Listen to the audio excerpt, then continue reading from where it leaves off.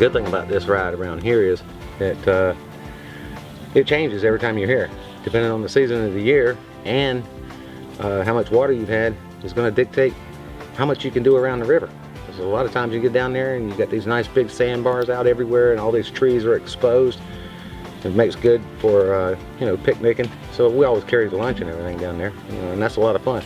And then when you get a lot of rain like we've had recently, you know, you're not getting down there on that river too easy, but still it's beautiful. And it's always a lot of fun up here at McCulley's.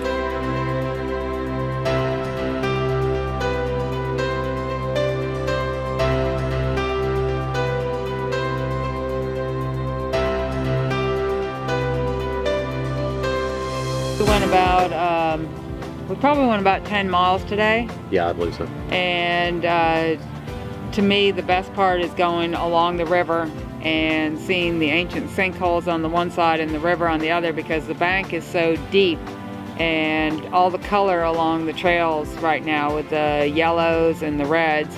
And then you come to a white sand bluff and it looks like you're in the middle of a snowstorm. And it doesn't matter how cold it is, it just looks cold when you look at that white sand and look across to all the color. And I like going past all the history that's here. This farm has been farmed since the 1800s, and there's just so much history here, and it's just a great place to go down through the woods, and it's just a really beautiful trail. And they've got springs along the river that you can stop at with picnic tables to eat.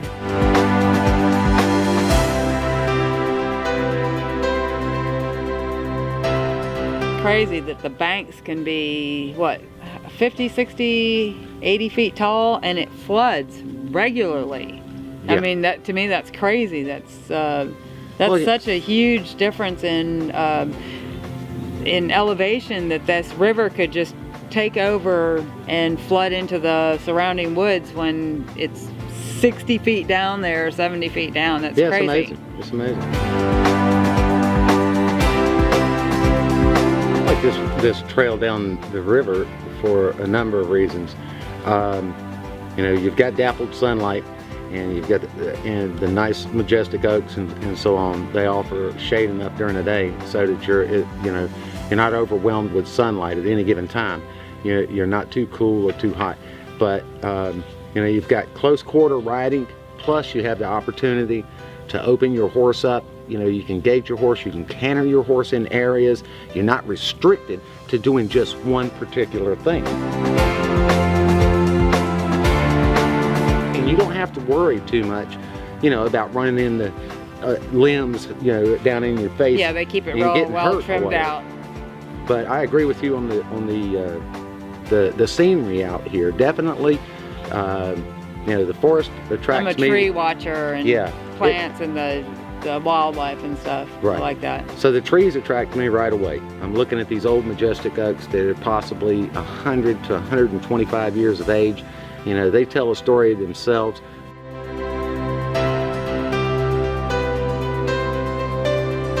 You're an equine lover, and you like to be in the woods and you enjoy that saddle time, then I recommend this area right here highly. It's just fantastic for an all-around rider. You can do anything you want to here, and I find, you know, this in a ranking of probably a 1 to 10 here, I'd probably rank this ride in at a good 7 or an 8.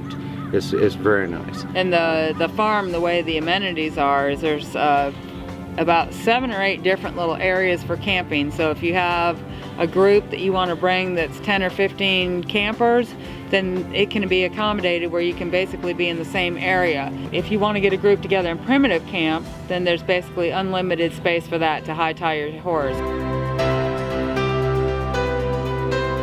I rate the ride for this particular area as an 8 or a 9. Because in Florida it offers a difference than a lot of what we're used to. It's not as flat. It's the scenery is different. The trees are a little different here. It's not just all flat, barren land. And to be able, I like to ride along the river.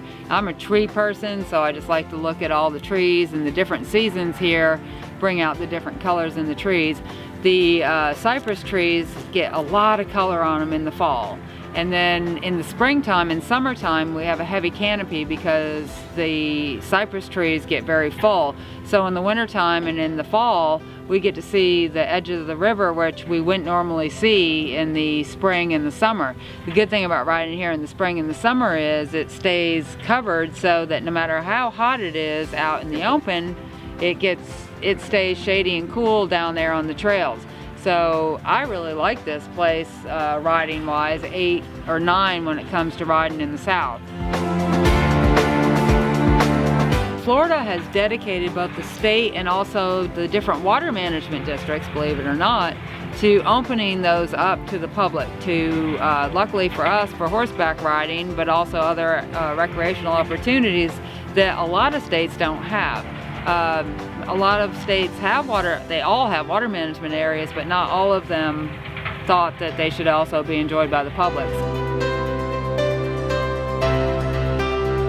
It's open to us as riders, and we're really thankful for that because it gives us a lot of diversity here and a lot of opportunity between, you know, the state of Florida has hundreds and hundreds and hundreds of trails. With the state of Florida have cut trails for us out here with our horses. They provide water in the middle of nowhere. They may be sometimes hand pumps, Yep. but there's troughs, there's water there, and for God's sake, you can be riding 4 or 5 hours out here in the middle of nowhere, and here's a picnic table and a pavilion that someone That you just ride somehow up got on. out there and put together for you. So by all means, pack the lunch.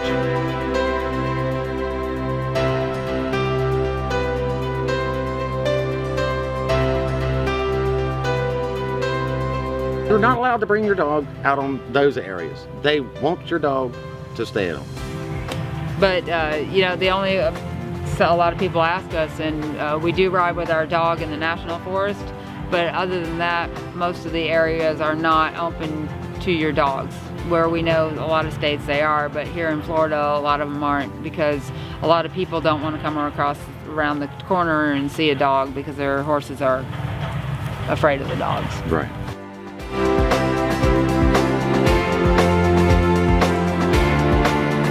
McCulley's Farm and the ride we had today is a fantastic ride. Karen and I both enjoyed it.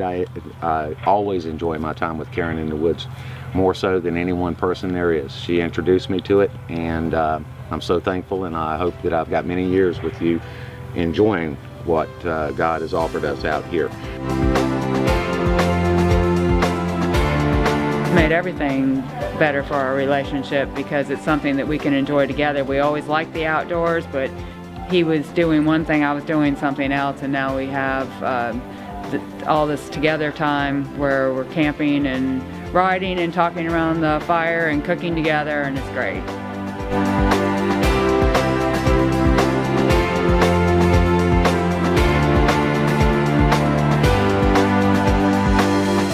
I'm only looking forward to my next ride. I myself never planned that ride. I may make mention of where I would like to go. However, I'll leave that up to Karen. She's a mastermind at it, and she picks the best rides in the best places you could possibly imagine. Where's our next destination at? Well, I don't know yet. I mean, I want something that's going to raise the hair on the back of my neck. Okay. You know me, I like to have I want a challenge. Yeah. But at the same time, I want to chill out too. But I don't want to be in the saddle for 12 hours. Oh no. Not all in one day. But I'm looking forward to it. Yeah. Well, I So can what do you take think, Wyoming? South Dakota?